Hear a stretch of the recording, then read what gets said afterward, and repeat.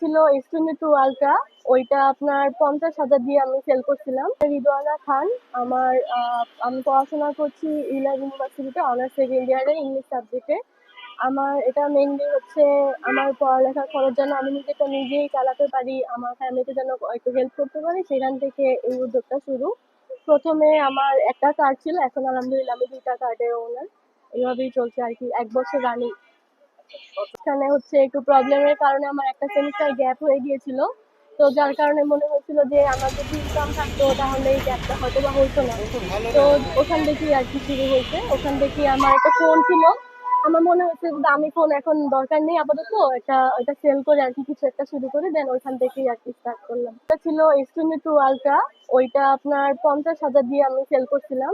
আর আপনার তারপর আরেকটু মানুষের থেকে ধার নিয়ে দেন আমার এই কার্ডটা দিতে হয়েছিল তখন। জি, আমি মেইনলি ছোটবেলা থেকেই কোল্ড কফি বা এরকম জুসের প্রতি আমার আগ্রহ অনেক বেশি ছিল। আমি নিজে বাসায় প্রায় এগুলো ট্রাই করতাম বিভিন্ন রেসিপি দেখে। আবার আমি এক জায়গায় কোর্সও করছিলাম আমার একটা আপুর থেকে। তো ওইখান থেকেই আর কি এভাবে শুরু করলাম। এটা নিয়ে দেখলাম যে এটা তেমন নাই আশেপাশে। আর আমি ওই যেহেতু ভালো পারি তো শুরু করা যাক। এজন্য হিসেবে আমি এখানে আসছি। এখানে আমাকে ফার্স্টে অনেক স্ট্রাগলই করতে হয়েছে।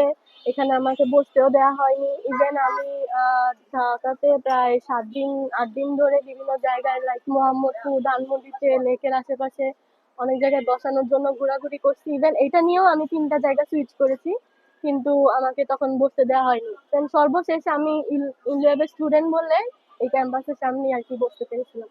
এখন আমার এই পুরোনো কার্ডটাতে আমার কোল্ড কফি, কাজু পিস্তা শেক, লাচ্ছি, লেমন মিন্ট এগুলো আছে। আর নতুন যেটা এটাতে হচ্ছে চা, হট কফি, মোমো এগুলো। এখন মাঝে মধ্যে আমি নিজেই আর কি আমার ফ্রেন্ডদেরকে ইনভাইট করি, আসে ওরা আড্ডা দেয়, খায়, এরকম আর কি। হ্যাঁ, প্রায় হেল্প করে। একসময় এমন হয়েছিল আমার মোমোতে অনেক রাশ হয়ে গেছিল। তো আমার ফ্রেন্ড এখানে দাঁড়ায় ও অর্ধেক কাজ করতেছিল, আমি অর্ধেক কাজ করতেছিলাম, আমার ভাই অর্ধেক কাজ করতেছিল।